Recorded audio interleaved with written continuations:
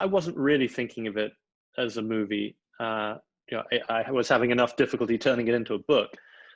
So that definitely was my priority. I did what was really bizarre that happened during the course of my research was I got a phone call one day from someone who had heard that I was writing this book.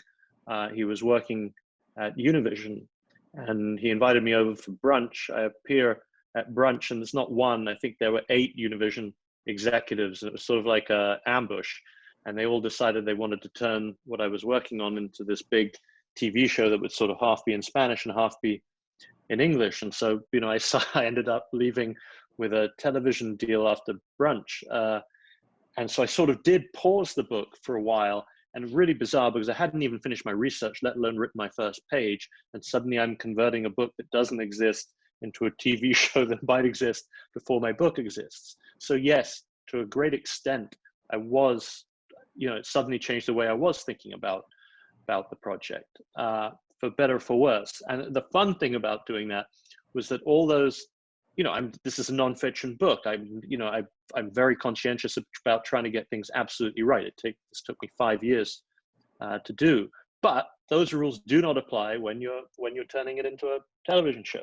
So all those near misses between characters that happen in real life, you can suddenly, make, harmonize.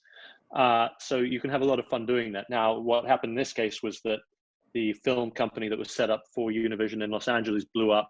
Never happened. They just did El Chapo. They never got to mine before they blew up, and the rights reverted to me, and we got to resell them again like a born-again virgin. But that at least stopped me from thinking about TV and film, and had me focus on actually getting this thing right again. And I think the real kick in the pants for any writer is your editor's reaction when you first hand in your first draft. And my editor was very determined to make me work hard in between first and second draft, because she literally told me, consider this first draft a clearing of your throat. And that's sort of code for, boy, do you have a lot of work to do. And I did. And it was totally fair. I was cramming absolutely everything in. If you know anything about Miami in 1980, it is just stacked full of neon bright characters, and you could have so much fun. And it's really hard to cut them out because you kind of want each of them to have a say. But it doesn't do much for narrative flow. You're just always interrupting the reader by trying to help them see everything that you're seeing. So in the end, first things first, try to concentrate on the book, and then hopefully there will now, in the coming weeks, be a chance where I get to sit down with a group that's been gathered and think about it in a filmic and a cinematic vision.